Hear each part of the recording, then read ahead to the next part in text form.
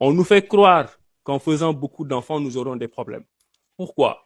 Parce que l'Européen, l'Américain, quand il voit un enfant né qui est en Afrique, il ne voit pas l'enfant. Il voit la bouche de l'enfant. Il voit l'enfant à nourrir. Il voit les charges supplémentaires. Et il ne veut pas avoir de charges supplémentaires. Mais quand le même Européen ou l'Américain voit un enfant américain ou européen naître, il ne voit pas la bouche de l'enfant. Il voit le cerveau de l'enfant capable de créer des richesses pour faire développer son pays. Donc l'enfant africain est une bouche, l'enfant américain ou européen est un cerveau capable de créer des richesses. C'est à nous de changer ce paradigme.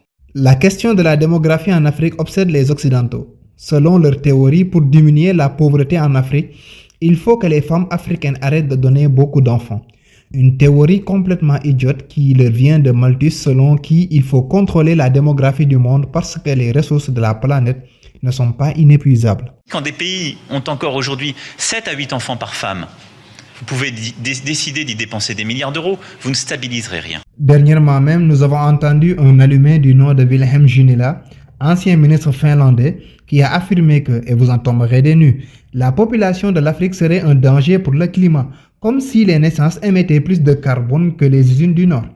Mais arrêtons-nous juste sur la notion de surpopulation. Moi, je vous dis, du haut de toutes les grandes études que j'ai faites, et après avoir vécu 22 ans en Europe, en Suisse notamment, que l'Afrique est un continent sous-peuplé.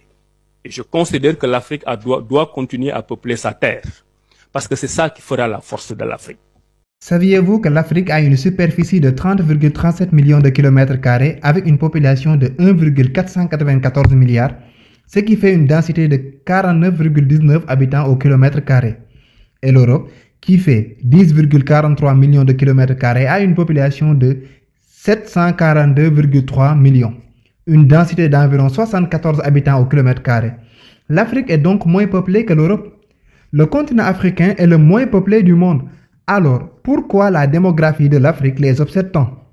À moins que, comme l'Inde et la Chine, la démographie ne soit un levier sur lequel l'Afrique pourra s'appuyer pour atteindre le développement. Maintenant, pourquoi il y a ce discours européen sur la limitation des naissances? Parce qu'ils ont compris un trait d'histoire particulièrement important, que les grandes puissances peuvent s'appuyer sur énormément d'autres arguments, mais le premier argument de la puissance d'un pays, c'est sa démographie. Il y a une certaine peur, une certaine angoisse des nations qui ont déjà dominé le monde avec cette puissance démographique, de voir que la balle est en train de se retourner et que demain, eux seront la position du plus faible. Il est important de savoir que l'Europe n'est arrivée à coloniser l'Afrique que parce que sa population à l'époque était 4 fois plus importante que celle de l'Afrique. Les Occidentaux craignent-ils un retour de bâton? 100 millions d'habitants, 100 millions d'habitants dans toute l'Afrique en 1900. À l'époque, l'Europe, c'est 400 millions, grosso modo. Aujourd'hui, c'est 1,5 milliard. Demain, 2 milliards. En 2050, 2,5 milliards d'Africains. En un siècle et demi. Et nous, on n'a pas bougé. Exactement. Et nous sommes restés à 400 millions. Donc, le rapport de force s'est inversé. Il y avait 4 Européens pour un Africain, il y a désormais 4 Africains pour un Européen. Dernier élément, quand il y avait 4 Européens pour un Africain, qu'est-ce que nous avons fait? Nous avons colonisé l'Afrique.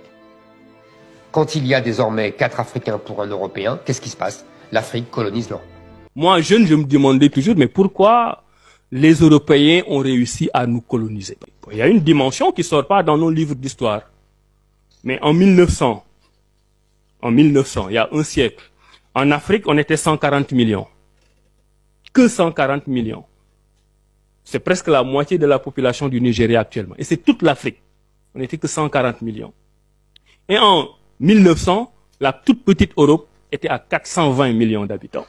Ça, il faut le raconter à vos enfants pour qu'ils comprennent que ce n'est pas parce qu'on était faible et paresseux. Parce qu'on avait une puissance démographique dans un petit territoire qui était en conquête. Ils étaient 420, on était 140 millions. Donc en 1900, l'Europe était 3 fois plus peuplée que l'Afrique. Maintenant, si on fait une projection, dans une génération, en 2050, nous serons 2,5 milliards. Bravo, moi je fais partie de ceux qui applaudissent. Bravo. Et l'Europe sera à 525 millions d'habitants.